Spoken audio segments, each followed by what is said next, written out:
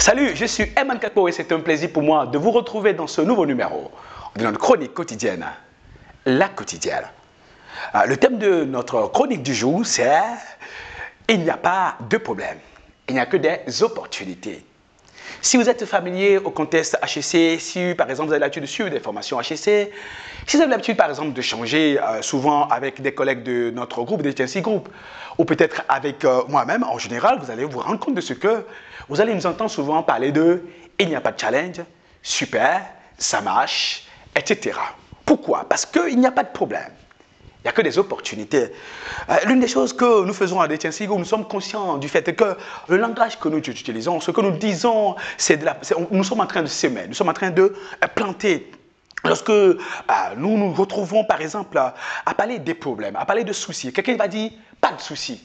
Mais cette personne voulait dire quoi? Elle voulait dire « ça marche ». Ou bien on fait comme cela. Ou bien on fait ainsi. Je suis complètement d'accord avec toi. C'est parfait. Pourquoi ne pas dire « c'est parfait » et dire « il n'y a pas de problème ». Pourquoi ne pas dire « il n'y a pas de challenge » et dire « il n'y a pas de souci » ?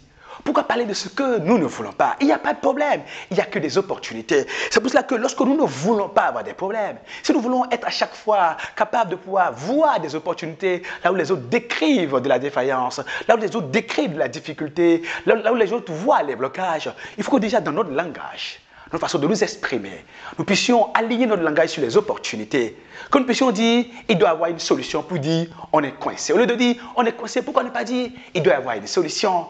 Au lieu de dire, je ne te comprends pas, pour ne pas dire, j'ai besoin de plus d'explications. Voyez, au lieu de dire, je ne te comprends pas, on est aligné sur les problèmes. Il faut dire, j'ai besoin de plus d'explications. Donc, je suis orienté sur les solutions. Ce jeu est très important. Comment est-ce que je parle des problèmes? Un langage assez sur les problèmes, un langage assez sur les solutions, un langage assez sur les blocages, un langage assez sur les opportunités, un langage assez sur l'impasse.